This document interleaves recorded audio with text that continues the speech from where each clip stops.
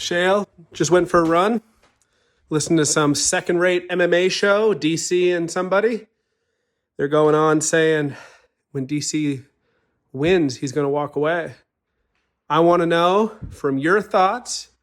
They back up the Brinks truck.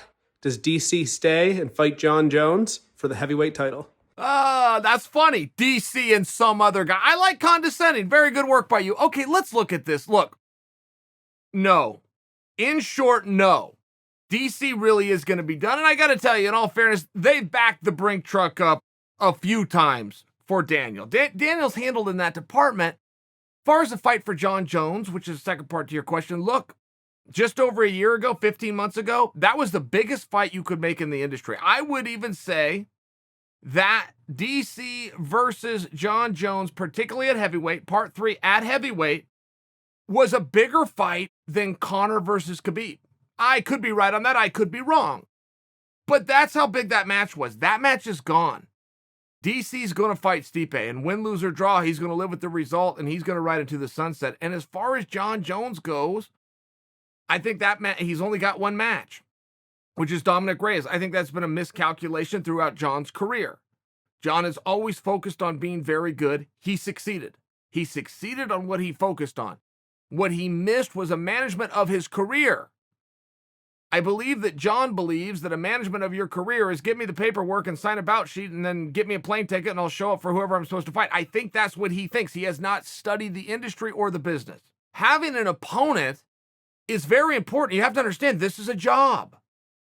This is a job. Having something to do tomorrow is more important than what you've accomplished today. And if you look at some of the guys who fully understand this, Izzy Adesanya, by the way, nobody's doing it better right now. Adesanya will not leave an arena after a successful victory without having an opponent lined up for what's next. He won't even leave the cage. When he comes up to the desk so the folks at ESPN can talk to him, he's not talking about what he just did. He's talking about what he's going to do. He understands that for the business side of this, the paycheck that you just earned is already done. I need another one. I think you can relate to that. I think all of us can relate to that. Most important thing in a job is having one tomorrow and having one the day after that. I just think that's a little bit of a miss on Jon. You brought Jon in. I understand that Jon versus Daniel, while that was a huge fight 15 months ago and is all but gone now, I understand that that could be reignited. I get that. But no, I would be very light on that idea. I believe what's next for Jon is going to be Reyes. I believe what's next for Daniel is going to be Stipe, and then a nice retirement. That's what I really think. And as that fight gets closer, boy, have we had a closer fight. We had a closer fight from the standpoint of argumentative sake. You're sitting down with some friends.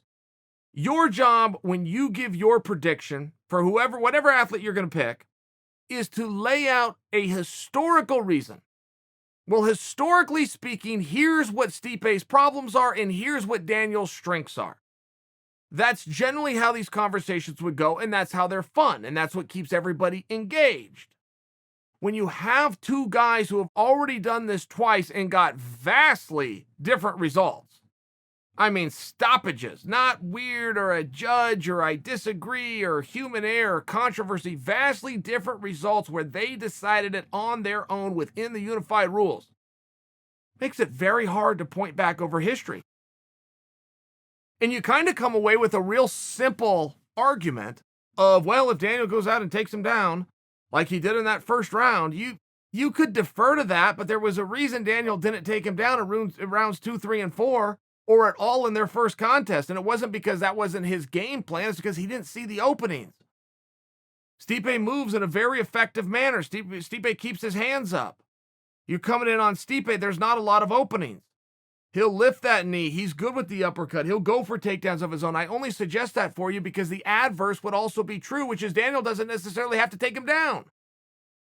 Even if within Daniel's own mind, which he has opened up and shared with us and relayed, I need to go take him down. I'm going to go take him down. I'm focusing on my wrestling. Well, perfectly smart. We have one round of 5 to defer to historically that is a good idea. But we have one entire fight known as the first one where that never happened and Daniel still got his hand raised in 2 minutes and 48 seconds.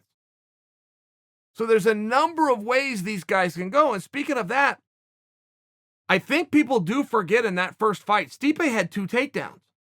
Now, he didn't keep him there, and Daniel scrambled and got right back up, and there wasn't a lot that was done, which is why I think people did forget them. But to make believe that Stipe Miocic can't wrestle offensively and defensively, to make believe that, well, as long as Stipe keeps his standing up, I just think that's lazy, and I don't think that that's what we've seen. I think that is your mind playing tricks on you. I think if you go back and watch those matches, you're going to see those were anybody's fight. 1 and 2. Daniel Cormier in that first fight, while winning quickly and decisively and leaving with the championship, had 2 good strikes. Stipe was controlling the rest of that match. There's a reason where Stipe was demanding, give me another match. I guarantee you I'm going to beat him. He meant it. He believed it. He proved it. The reason was he felt Daniel. Felt him for 2.5 minutes, liked what he felt. And go back to that second fight. Daniel said, I didn't take him down in rounds 2, 3, and 4 because I felt like I was winning the stand-up. Daniel's right. Daniel was doing great on his feet. So to make believe that this is wrestler versus striker, man, that's a 1990s mentality. That's just not what you're going to see in any championship fight. There is no championship fight in a meaningful period of time, and none of the schedule on the books. It is grappler versus striker. That's just a very lazy approach to this. These guys are mixed martial artists. Wrestling really doesn't matter. Talk about Daniel's Olympic burst. You could talk about Stipe and the NCAA. It really doesn't matter.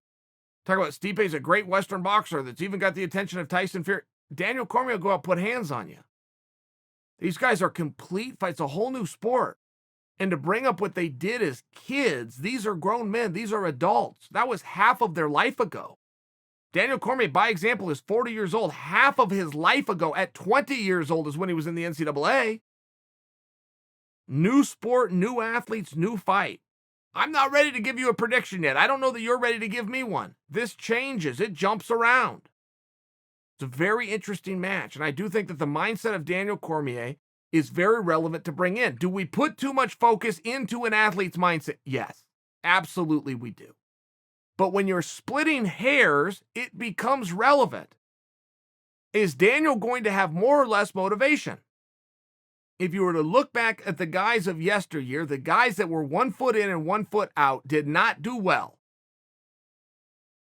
Absolutely did not do well. Daniel's a different animal. He has elected to put himself in this spot.